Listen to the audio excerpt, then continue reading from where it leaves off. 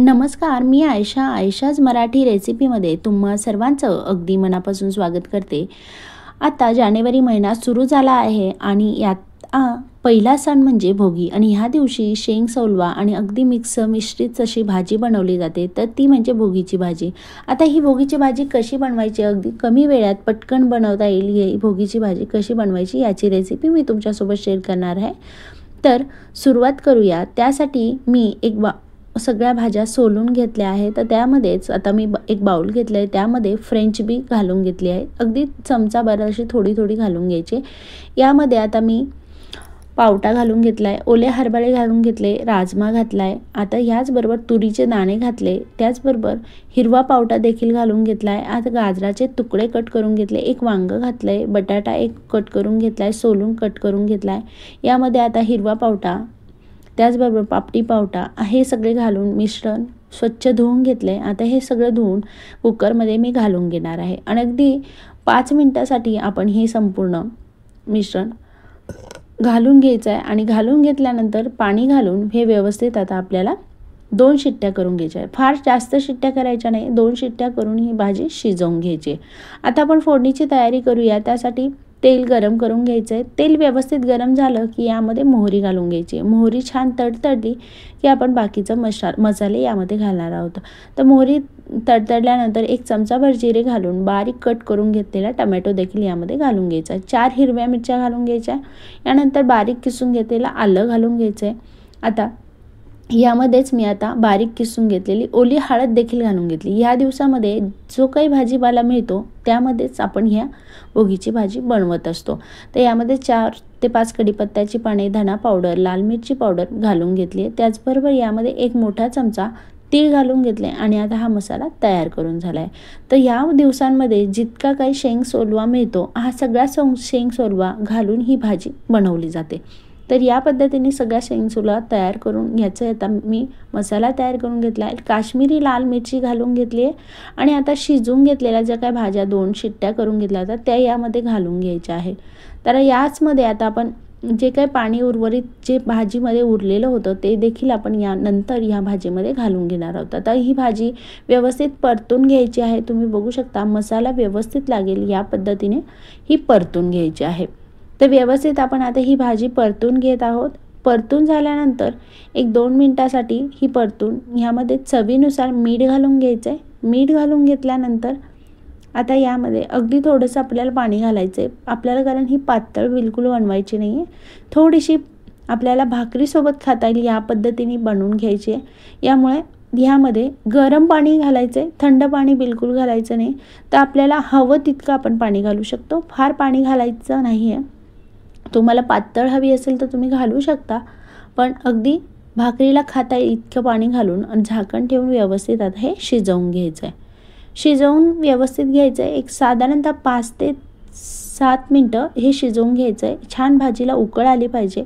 आता या पद्धतीने अशी व्यवस्थित मंद उकळ आली की यामध्येच आता 1 चमचाभर धना पावडर आणि बारीक चिरून घेतलेली कोथिंबीर घालून घ्यायची, जेणेकरून ह्या भाजीचा तिखटपणा थोडा कमी होईल. आता यामध्येच आता थोडेसे तीळ आपण वरतून घालून घेणार आहोत. ह्यामध्ये आता मी बारीक करून घेतलेला शेंगदाण्याचा कूट देखील घालून घेतला आहे. कूट तुम्ही तुमच्या आवडीनुसार घालू शकता. तुम्हाला शेंगदाण्याचा कूट घालायचा असेल तर घालू शकता, नाही घातला तरी चालेल.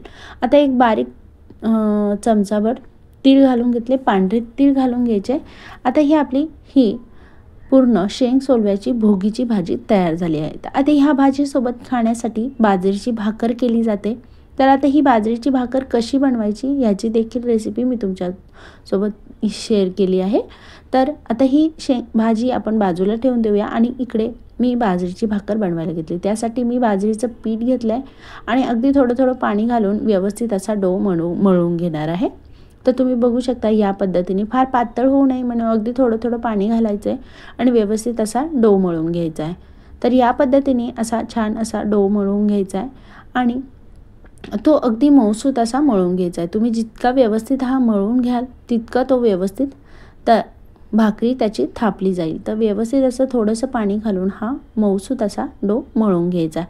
फार घट्टसर हे पीठ बनवायचं नाही, नाहीतर भाकरीला चिरा होतील, किंवा फार मऊ देखील असा मळायचा नाही. तर इतकं असा मऊ असा हा गोळा मळून घ्यायचा आहे। तर अगदी सहज आपल्याला त्याची भाकर थापता येईल या पद्धतीने गोळा मळून घ्यायचा आहे। आणि हातावरती थोडंसं असं तुम्ही थापून बघू शकता, सहज थापली जात असेल तर आपण ही भाकर बनवायला घेऊया। तर आता परात घ्यायची आणि परातीवरती थोडंसं कोरडं पीठ लावायचे, बाजरीचं पीठ लावून घ्यायचे आणि आता ह्यावरती हे ठेवून असं गोलाकार करून थापून घ्यायचं आहे। या पद्धतीने बिलकुल भाकर चिटकणार नाही। या पद्धतीने जर तुम्ही प्रोसेस केली तर भाकर बिलकुल चिटकणार नाही आणि ताटामध्ये आपल्याला व्यवस्थित अशी भाकर बनवता येईल। तर हे बघा, या पद्धतीने भाकर जर सहज गोल फिरते म्हणजे अगदी व्यवस्थित आपली भाकर तयार होते। तर भाकर ही कधी करताना अशी गोल गोल फिरली गेली पाहिजे। आता यामध्ये आपण तीळ लावून घेणार आहोत। तर ह्यावरती तीळ घालायचे, पांढरे तीळ, आणि हे तीळ देखील असे थापून घ्यायचे, नाहीतर ते सहज निघतात भाजायच्या वेळेस। त्यामुळे हे हलक्या हाताने या पद्धतीने असे थापून घ्यायचे भाकरीमध्ये। तर असे संपूर्ण तीळ लावून ही भाकर केली जाते भोगीच्या दिवशी। तीळ मिश्रित भाकर आणि भाजी, भोगीची भाजी असं केलं जातं। आता आपण ही भाकर संपूर्ण भाजून घेऊया। तर तवा गरम करून घ्यायचा आहे आणि आता यावरती या पद्धतीने उलट्या साईडने ही भाकर घालून घ्यायची। भाकर घातल्यानंतर आता ह्या पिठाची जी मागची बाजू आहे त्याला आपण पाणी लावून घ्यायचं आहे। तर थंड पाणी लावायचं आहे, गरम पाणी नाही लावायचं। तर 1-2 मिनिटासाठी भाजून घ्यायची आणि मग पाणी लावून घ्यायचं। तर या पद्धतीने पाणी घालून असं आपल्याला लावून घ्यायचं आहे। तर बघू शकता या पद्धतीने संपूर्ण असं पाणी लावून घ्यायचं आहे। तर पाणी लावून झालं की 1-2 मिनिटं शेकू द्यायचं आहे आणि शेकून झाल्यानंतर चमच्याच्या साहाय्याने आपल्याला ही भाकर आता उलटी करून ह्या साईडने भाजून घ्यायची। तुम्ही बघू शकता एकही तीळ निघाला नाही आहे, अगदी व्यवस्थित तीळ भाकरीला चिटकून राहिला आहे। आता आपल्याला ही भाकर व्यवस्थित तव्यावरती हाय फ्लेमवरती तव्यावरती भाजून घ्यायची। मागची बाजू जी काही पाणी लावलेलं आहे ती बाजूसुद्धा व्यवस्थित अशी भाजली गेली पाहिजे, या पद्धतीने भाजून घ्यायची आहे। तर या पद्धतीने अशी ही भाकर भाजून आपण घेत आहोत।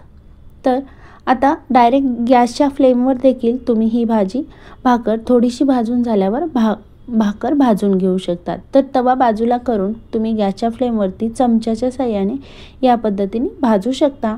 तर आता ही संपूर्ण खालच्या साईडने मी भाकर भाजून घेते आहे। तुम्ही बघू शकता ही व्यवस्थित अशी भाजून गेली पाहिजे, म्हणजे ती चिटकली नाही पाहिजे इतकी आपण व्यवस्थित तव्यावर भाजून घ्यायची आहे सुरुवातीला। तर संपूर्ण मागची जी बाजू आहे पण पाणी जे लावलेलं आहे भाकरीला ती बाजू व्यवस्थित भाजून घ्यायची आणि आता ही आपण ह्या पद्धतीने बघा, तुम्ही सहज आपल्याला चमचा घातला तर ती काढता आली पाहिजे, या पद्धतीने काढून घ्यायची आहे। काढून झाल्यानंतर ही मागची बाजू आपली व्यवस्थित भाजली गेली आहे। आपण डायरेक्ट आता गॅसच्या फ्लेमवरती या पद्धतीने भाकर भाजून घेणार आहोत। तर चमच्याचा सपोर्ट तुम्हाला नक्की घ्यावा लागेल, नाही तर चटका लागेल किंवा वाफ लागेल। तर या पद्धतीने चमच्यावरती ठेवून एका साईडने असं भाकर खालच्या साईडने भाजून घ्यायची। तर या पद्धतीने अशी व्यवस्थित आपण गॅसच्या फ्लेमवरती डायरेक्ट भाजून घेतली तर हिची टेस्ट अजूनच छान लागते। तर या पद्धतीने भाकर अतिशय व्यवस्थित अशी ही भाजून घ्यायची आहे। तर ही आपली भाकर भाजून रेडी झाली आहे। तुम्ही बघू शकता अगदी व्यवस्थित अशी ही भाजून झाली आहे आणि यासोबत आता भोगीची भाजी आपण खायला सर्व करणार आहोत। तर ही भाजी आणि अशाच नवनवीन रेसिपींसाठी पटकन चॅनलला सबस्क्राईब करा आणि बेल आयकॉनला क्लिक करा, म्हणजे नवीन रेसिपीचे नोटिफिकेशन सर्वात आधी तुम्हाला येईल। पुन्हा भेटूया आपण अशाच नवीन रेसिपीसोबत। तोपर्यंत स्वस्त खा आणि मस्त राहा। धन्यवाद।